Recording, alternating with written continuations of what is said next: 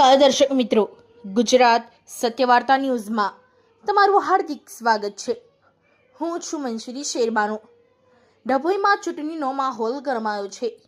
ભાજપ અને કોંગ્રેસના કાર્યકર્તાઓ વચ્ચે તણાવ વધતા ઝપાઝપીના બનાવ સામે આવ્યા છે।